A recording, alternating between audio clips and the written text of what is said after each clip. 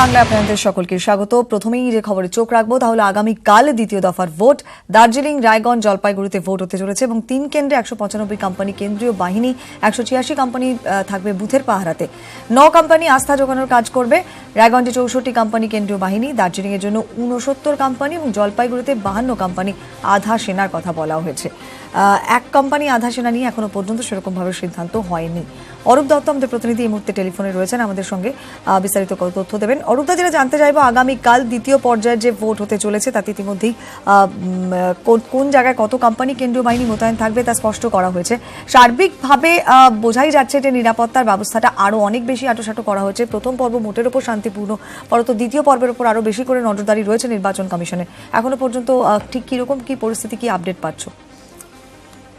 দেখো, গতকালই যেটা পরিষ্কার করে দেওয়া হয়েছিল যে দ্বিতীয় দফার ভোটে বা পরবর্তী দফার সমস্ত ভোটে যা এক্সিস্টিং যে ফোর্স রয়েছে সেই ফোর্সের সঙ্গে আরো 7 কোম্পানি করে অতিরিক্ত বাহিনী কেন্দ্র পাঠাচ্ছে এবং সেই 7 কোম্পানি যোগ করে, অর্থাৎ যে মূল যে বাহিনীর সঙ্গে যে বাহিনী, সেই বাহিনীকে ভাগে ভাগে দফায় দফায় বিভিন্ন জায়গায় ভাগ করে সেটাকে ব্যবহার করা হবে।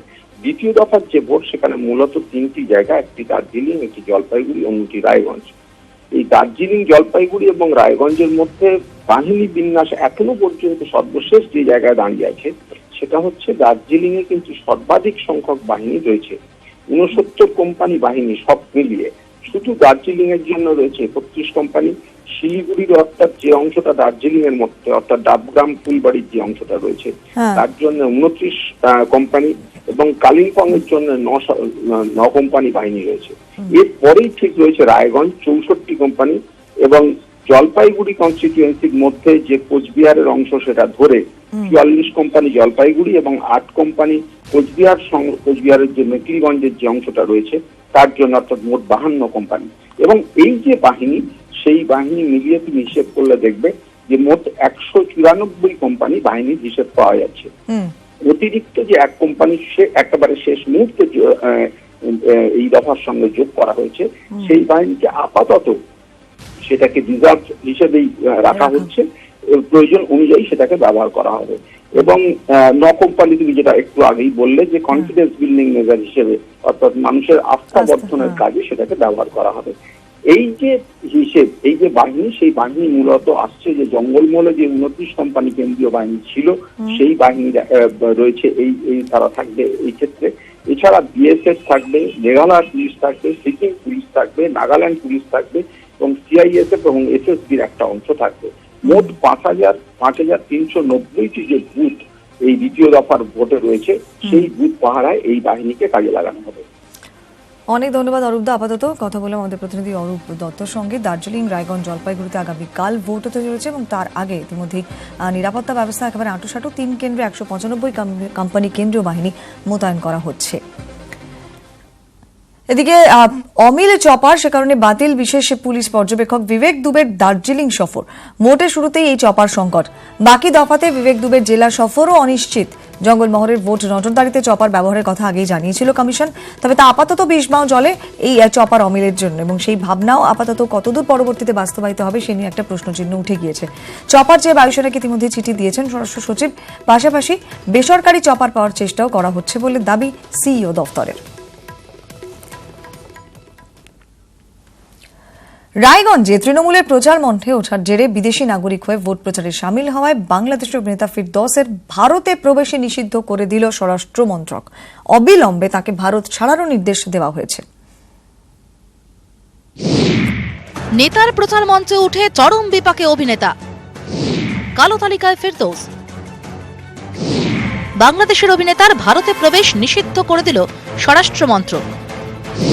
অবিলম্বে তাকে ভারত ছাড়ার নির্দেশ দেওয়া হয়েছে। পশ্চিমবঙ্গের বিদেশি নথিভুক্তকরণ অফিসের রিপোর্টের ভিত্তিতেই এই সিদ্ধান্ত। রবিবার উত্তর দিনাজপুরের রায়গঞ্জে তৃণমূল প্রার্থী কানাইয়ালাল আগরওয়ালের প্রচার সভায় দেখা যায় বাংলাদেশের অভিনেতা ফিরদৌসকে।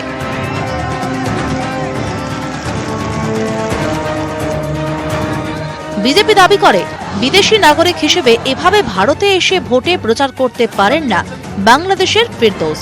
মঙ্গলবার সিইও দপ্তরে গিয়ে তারা ফিরদৌসের গ্রেফতারের দাবি জানায়। একটি পার্টিকুলার সেকশন অফ ভোটারদের কাছে অ্যাপিল করছেন যে ভোট দেওয়ার জন্যে, সেটা আমরা মনে করি সম্পূর্ণ উদ্দেশ্য প্রণোদিত, অবৈধ। ममता जी तृणमूल के प्रचार में बांग्लादेश के हीरो दाकर प्रचार कर रहे हैं। अब वीसा लिया कि नहीं, बाकी लिया कि नहीं, वो एक अलग विषय है। विदेश के हीरो और हीरोइन आके प्रचार करते हैं तो कुछ नॉर्म्स तो होगा ना। They are not the citizens of India. রায়গঞ্জে তৃণমূল প্রার্থী অবশ্য বিতর্ক এড়ানোর চেষ্টা করেন। এরকম কোনো ঘটনা জানি না, কোনো ফিরদৌসকেও চিনি না, আমি শুনিও নি যে কেউ আমার প্রচার করেছে। আমি কালকে সকাল 8টা থেকে প্রচারে নেমেছি, রাত 2টা পর্যন্ত আমি প্রচার করেছি। আমার কাছে এরকম কোনো ইনফরমেশন নাই যে কোনো ফিরদৌস প্রচার করেছে। আমি রাজনীতি করি, রাজনীতিকে লোকজনকে চিনি, আমার নলেজেই নাই, কোনো আমার কোনো ইনফরমেশনই নেই এগুলা। অভিযোগ পেয়েই উত্তর দিনাজপুরের পুলিশ সুপারের থেকে রিপোর্ট তলব করে কমিশন। বিজেপি দিল্লিতেও নালিশ করে, সেই মতো শুরু হয় তদন্ত। শেষমেশ বাংলাদেশের অভিনেতা ফেরদৌসের ভারতে প্রবেশই নিষিদ্ধ করল স্বরাষ্ট্র মন্ত্রক। নিউজ 18 বাংলা।